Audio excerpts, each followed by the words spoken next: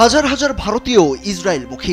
অনেকের গন্তব্য যখন ইউরোপ আমেরিকা, তখন এক শ্রেণীর ভারতীয় যেতে চান ইসরায়েলে। কয়েক দশক থেকে বহু ভারতীয় বাস করেন দেশটিতে। কেউ গেছেন কাজের ভিসায়, কেউ বা পড়াশোনা করতে। জানা গেছে ভারতীয় বংশোদ্ভূত অনেক মানুষই এখন ইসরায়েলে স্থায়ী।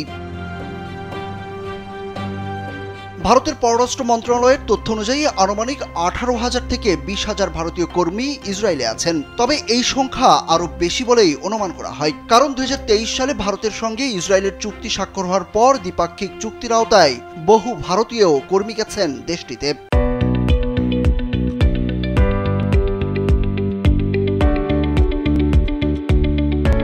এর মধ্যে 2025 সালের 10 মার্চ পর্যন্ত 6,694 জন ভারতীয় কর্মী ইসরায়েলে পৌঁছেছেন। ইসরায়েলি কর্তৃপক্ষ তাদের নিয়োগ করেছে। পাশাপাশি 195টি ইসরায়েলি কোম্পানিতেও ভারতীয় কর্মী নিয়োগ হয়েছে। নির্মাণ কর্মীদের মধ্যে বেশিরভাগই নির্মাণ খাতে নিযুক্ত, কাঠামো নির্মাণ, লোহা মাখানো এবং প্লাস্টার করার মতো কাজ করেন। এরপর গত বছর ইসরায়েল নির্মাণ কর্মী এবং কেয়ারগিভার মিলিয়ে প্রায় 15,000 ভারতীয় কর্মী ইসরায়েলে পাঠানোর অনুরোধ জানায় ভারতকে।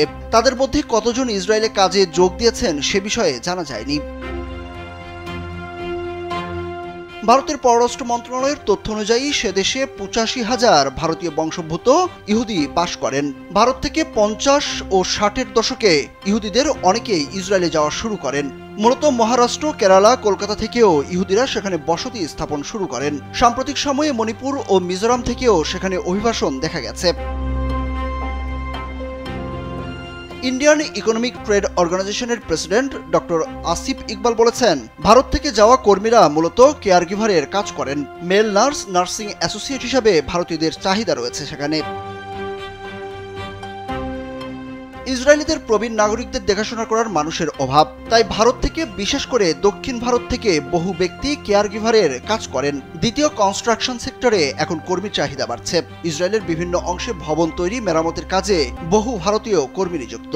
বিবিসি বাংলার এক প্রতিবেদন থেকে বিষয়গুলো জানা গেছে। সুরজ আহমেদ, কালবেলা।